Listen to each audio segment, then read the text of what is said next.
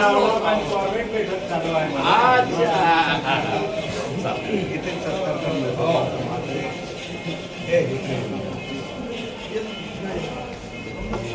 आमच्या जिल्ह्यात आमची भेट आहे म्हणून. ओके सर जी थँक्यू.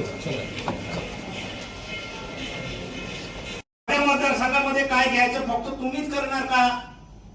मी तिथे कार्य ठोकणार का? मला सांगा. रूपरेषा माहिती पाहिजे की नाही त्या आमदाराला? आज गेलं पोटे वाटप करताना माझ्या आयुष्यात 1.5 वर्षात मी पहिली वेळा बसतोय मंत्री महोदय. मग असं का? नाही तर कायदे नियम वाचा. त्या नियम मध्ये नाही बसत असेल तर मी 5 वर्ष माझे होऊन जाईल. मी कधी तुमच्या ऑफिसमध्ये येणार नाही. आणि माझे अधिकार असेल तर मी कलेक्टर असेल, एसपी असेल का आयुक्त असेल, माझ्या कार्यक्षेत्रामध्ये जर माझे अधिकार असेल तर मला विचारायचं कोणता कार्य तुम्ही घेऊ शकत नाही. हे माझा अनुभव मी सांगतो तुम्हाला. मग मलाच माहिती पडून देत नाही माझ्या मतदारसंघामध्ये. मग हे कारका तुम्ही माझी इज्जत घेता का?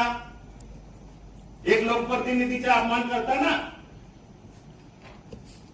कोणत्या काही लिस्टमध्ये आमदारांना नाही बोलवायचं ते सांगा.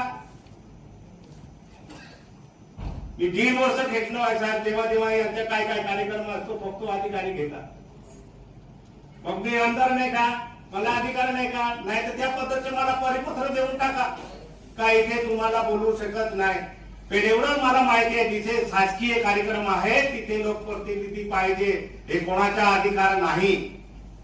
ते लोकप्रतिनिधीचे अधिकार तुम्ही डावण्याचे अधिकार तुम्हाला दिलेले आहे का? मला त्याच्या खुलासा द्या. मला आजपर्यंत का बोलवत नाही किंवा तुम्ही माझ्या तरुण मालला कार्यक्रम घेणार नाही? मला माहिती नाही तुम्ही कोणता कार्यक्रम घेणार. मग आमदारला वगळून करता का कार्यक्रम? आमदार महोदय